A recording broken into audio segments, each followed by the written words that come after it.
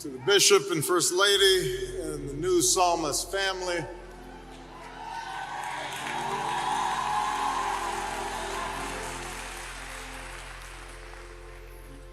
to the Cummings family, Maya, Mr. President, Madam Secretary, Madam Speaker, Governor, friends, colleagues, staff,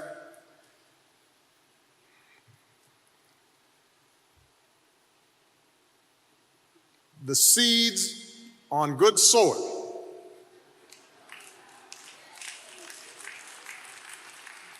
the parable of the sower tells us stands for those with a noble and good heart who hear the word, retain it, and by persevering, produce a crop. The seed on good soil. Elijah Cummings came from good soil.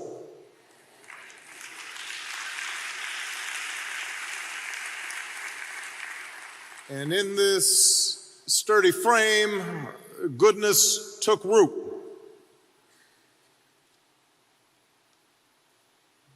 His parents were sharecroppers from the South. They picked tobacco and strawberries and then sought something better in this city, South Baltimore. And Robert worked shifts at a plant, and Ruth cleaned other people's homes. They became parents of 7, preachers to a small flock. I remember I had the pleasure of meeting Elijah's mother, Ruth, and she told me she prayed for me every day. And I knew it was true. And I felt better for it. Sometimes people say they're praying for you, and you don't know.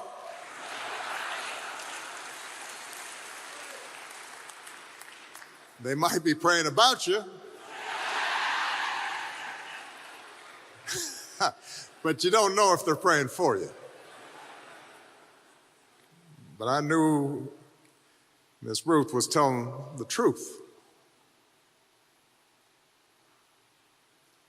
So they were the proverbial salt of the earth.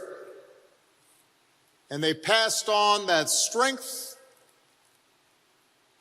and that grit, but also that kindness and that faith to their son. As a boy, Elijah's dad made him shine his shoes and tie his tie, and they'd go to the airport, not to board the airplanes, but to watch others do it. I remember Elijah telling me this story. Robert would say, I have not flied, I may not fly, but you will fly one day. We can't afford it right now, but you will fly. As grandmother, as Elijah related, and as grandmothers do, was a little more impatient with her advice. Your daddy, she said, he been waiting and waiting and waiting for a better day. Don't you wait. And Elijah did not wait. Against all odds, Elijah earned his degrees. He learned about the rights that all people in this country are supposed to possess, with little help apparently from Perry Mason. Elijah became a lawyer to make sure that others had rights. And his people had their God-given rights. And from the State House to the House of Representatives, his commitment to justice and the rights of others would never, ever waver. Elijah's example, the son of parents who rose from nothing to carve out just a little something, a public servant who toiled to guarantee the least of us have the same opportunities that he had earned. A leader who once said he'd die for his people, even as he lived every minute for them. His life validates the things we tell ourselves about what's possible in this country. Not guaranteed, but possible. The possibility that our destinies are not preordained, but rather through our works and our dedication and our willingness to open our hearts to God's message of love for all people, we can live a purposeful life, that we can reap a bountiful harvest, that we are neither sentenced to wither among the rocks nor assured of bounty, but we have the capacity, the chance, as individuals and as a nation, to root ourselves in good soil. Elijah understood that. That's why he fought for justice. That's why he embraced this beloved community of Baltimore. That's why he went on to fight for the rights and opportunities of forgotten people all across America, not just in his district.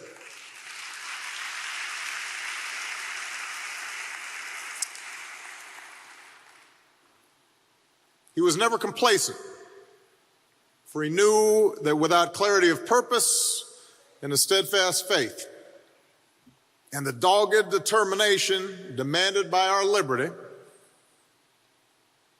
the promise of this nation can wither.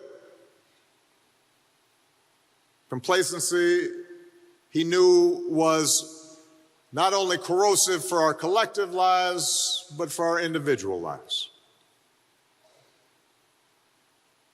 It's been remarked that Elijah was a kind man. I tell my daughters, and I have to say, listening to Elijah's daughters speak, that got me choked up. I'm sure those of you who have sons feel the same way, but there's something about daughters and their father.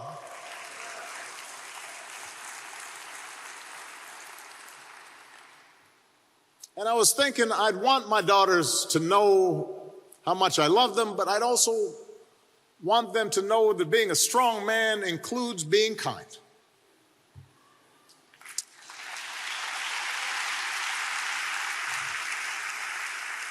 That there's nothing weak about kindness and compassion.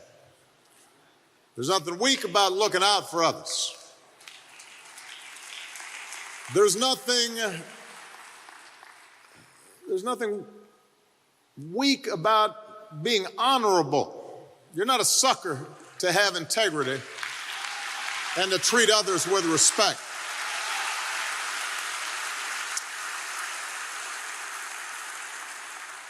I was sitting here and I was just noticing the Honorable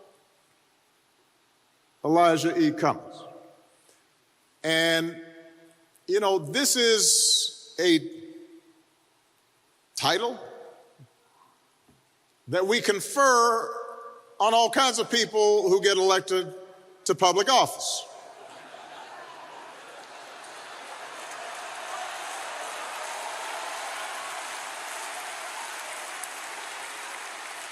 We're supposed to introduce them as honorable.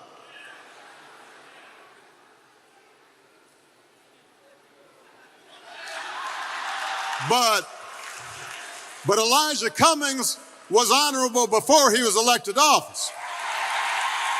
There's a difference.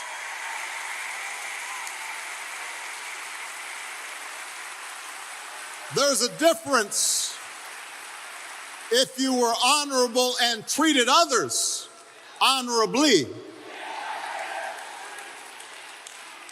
outside the limelight, on the side of a road, in a quiet moment, counseling somebody you work with, letting your daughters know you love them. You know, as president, I knew I could always count on Elijah being honorable and doing the right thing. And people have talked about his voice. There is something about his voice that just made you feel better. You know, there's some people, they have that deep baritone, a prophetic voice. And when it was good times and we achieved victories together, that voice and that laugh was a gift. But you needed it more during the tough times, when the path ahead looked crooked, when obstacles abounded, when I entertained doubts, or I saw those who were in the fight start to waver, that's when Elijah's voice mattered most. And more than once during my presidency, when the economy still looked like it might plunge into depression,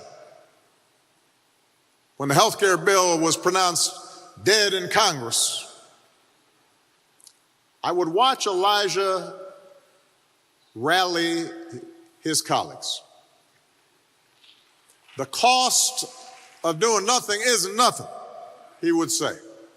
And folks would remember why they entered into public service. Our children are the living messengers we send to a future we will never see, he would say. And he would remind all of us that our time is too short not to fight for what's good and what is true and what is best in America.